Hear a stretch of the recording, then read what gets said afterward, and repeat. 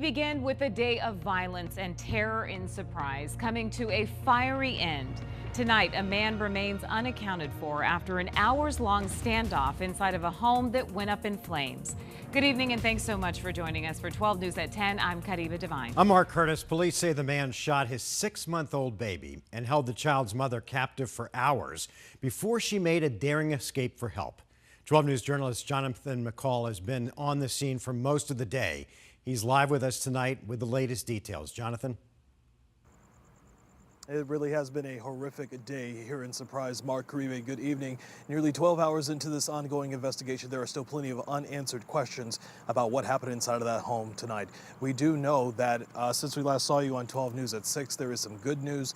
The 6-month-old baby involved in this incident, we're told, has his condition has been upgraded to non-life-threatening injuries after undergoing surgery this evening. But as we mentioned, so many questions still remain unanswered tonight, including where that man is. Authorities and investigators on it say he's unaccounted for tonight, but they do believe that he may be still inside of that home.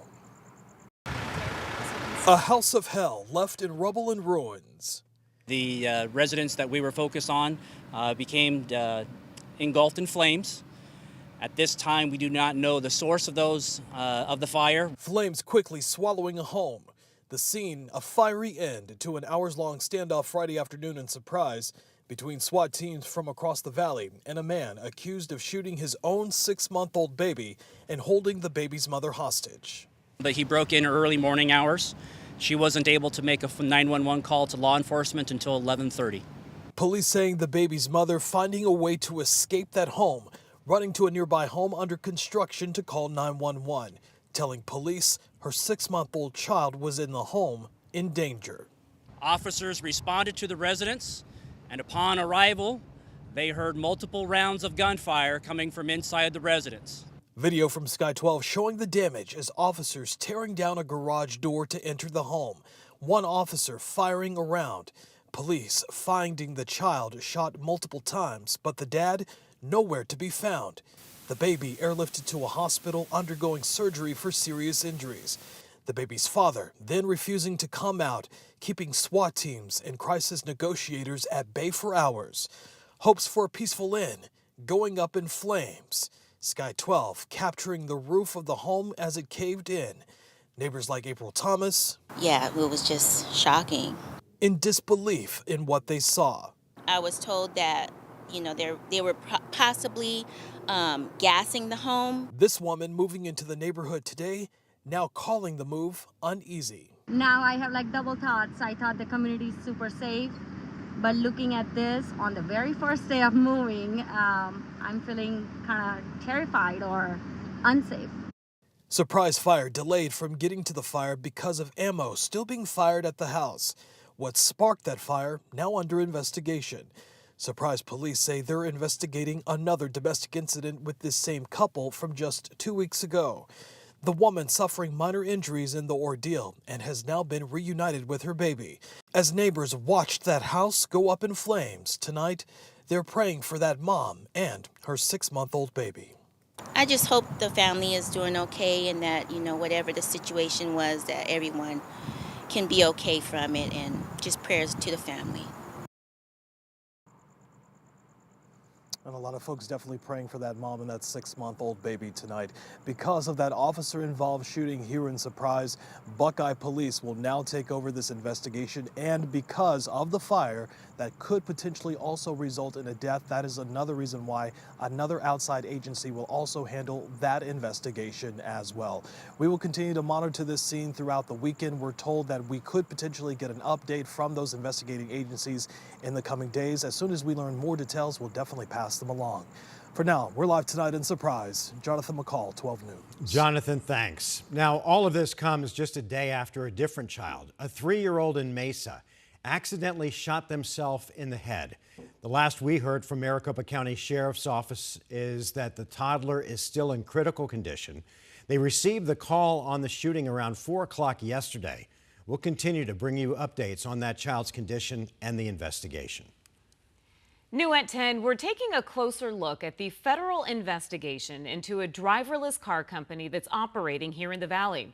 Authorities say that Waymo, which has been offering driverless taxis to the public here since 2020, has had a number of incidents where cars violated traffic laws or behaved erratically. 12 News journalist Bianca Bono talked to an expert about how this investigation came about and has more on what this means for Waymo. Looking around downtown, it appears it is business as usual for Waymo, but we're digging deeper into the federal data to find out just how many of those incidents in question happened here in Arizona. As Waymo's driverless fleet continues to usher passengers across the valley, the safety of the SUVs is at the center of a federal investigation launched by the National Highway Traffic Safety Administration, or NHTSA. Waymo has good technology with a good track record, but it's not perfect. Andrew Maynard is a professor of advanced technology transitions at ASU. Waymo have been operating in Arizona in the valley for longer than they have anywhere else on the roads. Which means there have been incidents here. NHTSA announced it's investigating 22 incidents across the country involving Waymo vehicles where the cars either violated traffic laws or acted erratically. 17 of those incidents are crashes, and 8 of them happened in the valley, 5 in Phoenix and 1 each in Tempe, Gilbert, and Scottsdale. The crashes happened in both parking lots and on the roads. No injuries were reported. You see this in this report where the car has inadvertently driven into a stationary object. And that is almost definitely because the sensors and the algorithms aren't correctly identifying what it drove into. Just last week, we reported on this incident shared on social media, showing a Waymo vehicle turn into oncoming traffic. This video posted on Instagram earlier this week, showing another Waymo swerving. Neither of these reflected in the federal investigation, but videos shared online appear to be on NHTSA's radar. There are 2 or 3 cases where NHTSA say that they got intelligence from social media. In a statement responding to the federal investigation, a Waymo spokesperson saying, "At Waymo, we currently serve over 50,000 weekly trips for our riders in some of the most challenging and complex environments. NHTSA plays a very important role in road safety, and we will continue to work with them as part of our mission to become the world's most trusted driver." As for Maynard, he says despite glitches, he believes the futuristic technology is here to stay. Certainly from all the evidence we've seen, it is sufficiently safe. And regarding implications for Waymo, Maynard said the investigation could lead to a recall, meaning Waymo would have to fix whatever glitches have caused these problems.